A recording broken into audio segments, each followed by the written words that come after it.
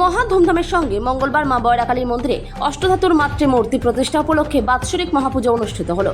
প্রতি বছর চৈত্র মাসের 23 তারিখ মা বয়রাকালী মন্দিরে এই বাৎসরিক মহাপুজোর আয়োজন হয়। 1998 সালে এই দিনেই কালিয়াগঞ্জের ঐতিহ্যবাহী মা বয়রাকালী মন্দিরে অষ্টধাতুর পুনর্বয় মাতৃমূর্তির প্রতিষ্ঠা করা হয়েছিল।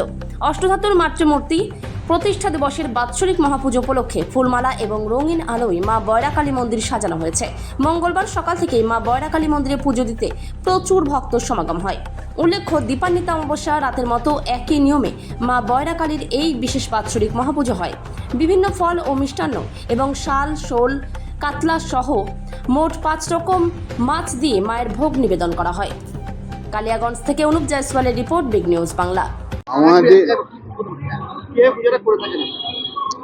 মায়ের পুজো আমরা এই দিনকে অষ্টধাতু মূর্তি প্রতিষ্ঠা হয়েছিল 1998 সালে। এই দিনটিতে আমরা সেইটাকেই বাৎসরিক পুজো হিসাবে গণ্য করে থাকি।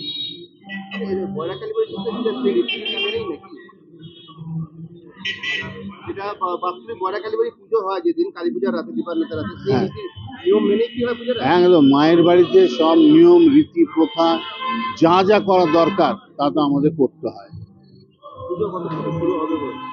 পুজো আজকে রাত্রি 9টার সময় শুরু হবে। মায়ের পুজো মানেই একটা আমাদের সব দিক দিয়ে ব্যস্ততা, কারণ মায়ের পুজো নিখুঁতভাবে সম্পন্ন করতে হয়। আমরা সেই দিকে দৃষ্টি রাখি, মা বাইরে জৌলসতার মধ্যে নেই। মায়ের পুজো সুষ্ঠুভাবে কীভাবে সম্পন্ন করতে হয় সেই দিকে আমরা লক্ষ্য রাখি। মায়ের পুজো যে শ্যামা পুজোর দিন যেভাবে মহাপুজো হয়ে থাকে ঠিক সেইভাবেই এই পুজোটা হয়ে থাকে।